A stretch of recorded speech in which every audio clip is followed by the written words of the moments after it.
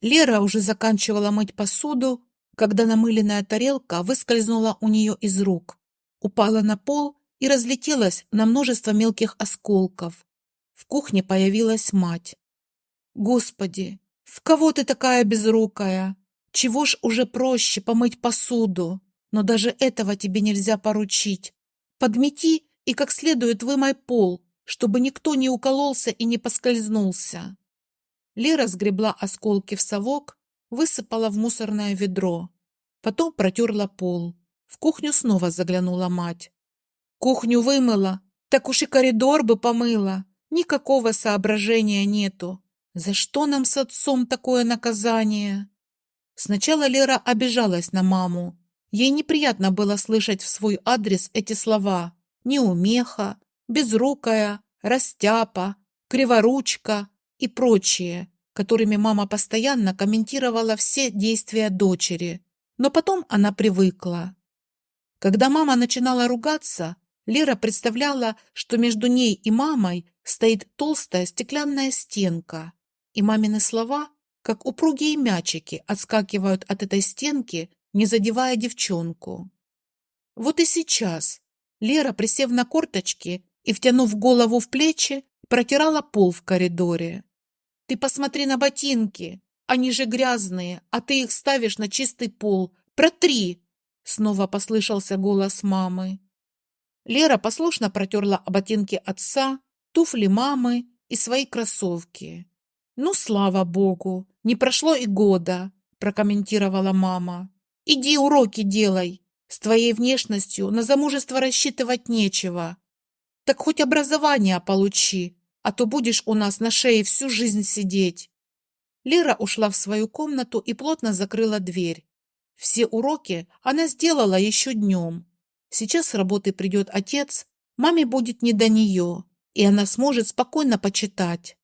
Лера взяла в руки книгу, прочитала название «Бегущая по волнам» и погрузилась в волшебный мир, созданный Александром Грином. Когда Лена окончила школу, родители отправили ее к бабушке со стороны отца.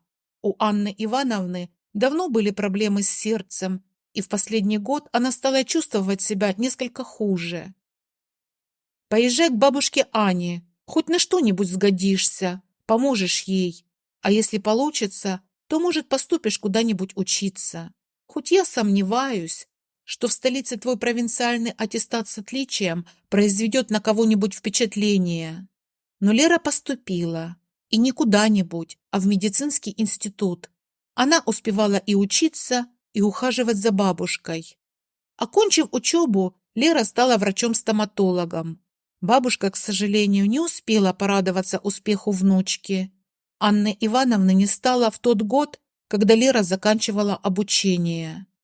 Родители, приехавшие проводить бабушку в последний путь, с удивлением узнали, что двухкомнатную квартиру у метро «Баррикадная» она завещала внучке.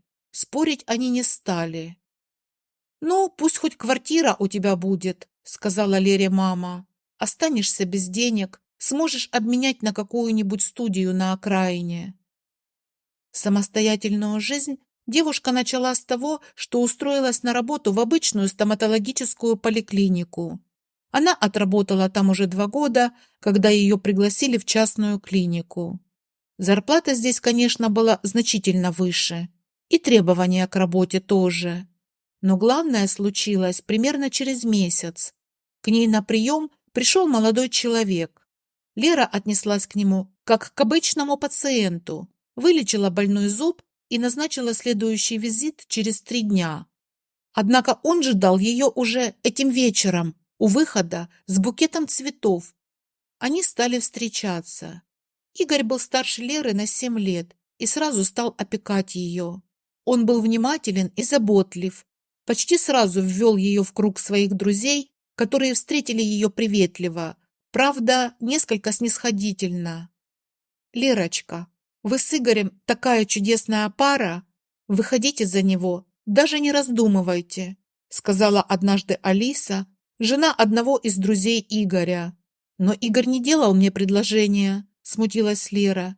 «Сделает, обязательно сделает. Мы видим, как он влюблен в вас. уверенно заявила Алиса. Действительно, через 3 недели Игорь попросил ее руки. Родителям он понравился. Это именно такой муж, какой тебе нужен. Умный, рассудительный. Он будет уравновешивать твою бестолковость, сказала мама. Свадьбу отмечали в ресторане. Гости были в основном со стороны Игоря. Лера пригласила только родителей и 2 институтских подруг. Она была счастлива ровно до того момента, когда объявили первый танец молодых. Супруг взял ее за руку и вывел в центр зала. Перед тем, как раздались первые звуки музыки, он наклонился к ее уху и с улыбкой сказал: «Надеюсь, что даже при своей слоновьей грации ты не отдавишь мне ноги». Лера, которая только что чувствовала себя как птичка, парящая в воздухе, будто одеревенела. Она не слышала музыки, и во время танца действительно 2 раза наступила Игорю на ногу. Игорь заметил реакцию Леры, и когда они заняли свои места, попытался свести все к шутке. «Пожалуйста, не шути так больше, мне это не нравится», — сказала она. Жить молодые решили у Леры. Это было недалеко от клиники. Игорю, который работал на одном из предприятий инженером по технике безопасности, это тоже было удобно. Его квартира, во-первых, была однокомнатной, а во-вторых, находилась в Долгопрудном. Своей замужней жизнью Лера была, в общем-то, довольна. Она не тяготилась домашними хлопотами, тем более, что муж помогал ей. Финансовых проблем в молодой семье не было. Конечно, зарплата Игоря оставляла желать лучшего, зато Лера зарабатывала очень неплохо. Они сделали ремонт в квартире, обновили часть мебели, 2 раза в год позволяли себе отдых на море. Только одно напрягало Леру в их взаимоотношениях. Игорь на правах старшего, как он это объяснил, постоянно делал ей замечания. Особенно обидно было, когда это происходило при посторонних. Иногда Лере казалось, что он специально ищет повод, чтобы ее зацепить. Например, когда они собрали друзей отметить 1-ю годовщину свадьбы, Лера поставила на стол новый сервиз, подаренный одной из тетушек Игоря. «Спасибо моей тете Ларисе», — сказал Игорь. «Вон какой сервиз на свадьбу подарила. Если бы не она, не знаю, из чего бы мы сейчас ели. Лерка за год всю посуду переколотила. Я думаю, нужно на одноразовую переходить. И не бьется, и мыть не надо». Гости посмеялись. Лера обиделась и вечером, когда все разошлись, спросила у Игоря, зачем он выставляет ее плохой хозяйкой. «Ну что ты, Лерчик, я же просто пошутил. Все это прекрасно поняли. У моих друзей отличное чувство юмора. Относись проще». Лера пыталась относиться проще, но это не всегда получалось.